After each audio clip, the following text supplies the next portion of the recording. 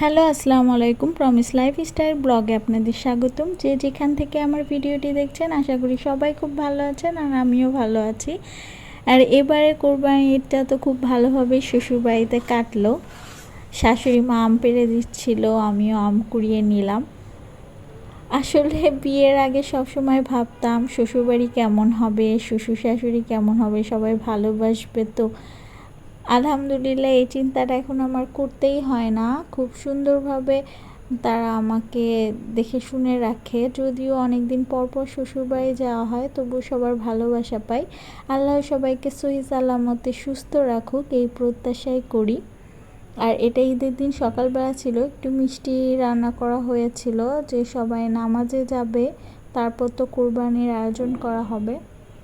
তো হালকা কিছু সকালে খাওয়া হয়েছিল।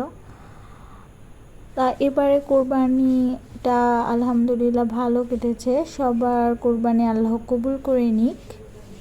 আমি অল্প করে একটু খিচুড়ি রান্না করছিলাম নিজের জন্য, কারণ আমার শ্বশুরবাড়ি কেউ খিচুড়ি খায় না। পরে রান্না করার পর দেখি অনেকেই ভাগ বসাচ্ছিল যে খুব মজা হয়েছে। আর এখানে কোরবানির মাংস বাটোয়ারা শেষে প্রসেসিং করে রান্নার আয়োজন করা হয়। আমার শাশুড়ি এই তো মশলা দিয়ে মাখিয়ে রান্নাটা চড়িয়ে দেয়, আর আমি বসে বসে একটু জাল দিচ্ছিলাম। আসলে বাবার বাড়িতে তো কিছুই করতাম না।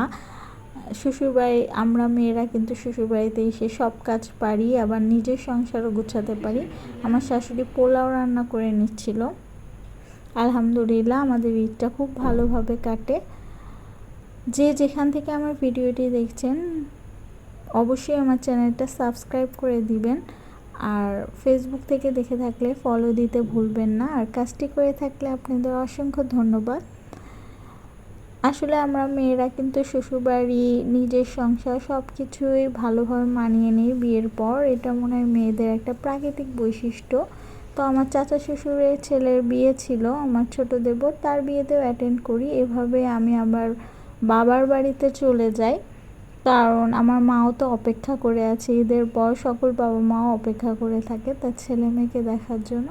তো বাবার বাড়িতেও চলে আসি, সেখানেও সুন্দর দিন কাটে। মা আম পেড়ে রেখেছিল হাঁড়ি ভাঙা, খুব মজা এই আম, যে ঢাকায় গেলে নিয়ে যাবা। আর আমার একটা বন্ধুর বিয়ে ছিল, খুব করে বলেছিল আসতে, বিয়েতে অ্যাটেন্ড করতে পারিনি, কিন্তু বউ ভাতে অ্যাটেন্ড করেছিলাম। ওদের সুখী জীবনের জন্য শুভকামনা। বাড়িতেও দেখতে দেখতে 2টি দিন সুন্দরভাবে কেটে যাচ্ছিল। আসলে হাজব্যান্ডের ছুটির জন্য বেশি দিন থাকতে পারি না এখন, তবে দূরত্ব থাকা সত্ত্বেও শ্বশুরবাড়ি বাবার বাড়ি সব জায়গায় ব্যালেন্স করে চলি। সব জায়গায় এসে সবার মন রক্ষা করে চলি, সবাইকে হাসি খুশি রাখানোর চেষ্টা করি। এভাবে 2টা দিন কেটে যাওয়ার পর আমি ঢাকা চলে আসি। এসে ভাবছিলাম গাছের কি বেহাল হয়তো অবস্থা, কিন্তু এসে দেখলাম বৃষ্টি হয়েছে। খুব মন ভালো লাগছিল যে গাছগুলো খুবই তরতাজা আছে।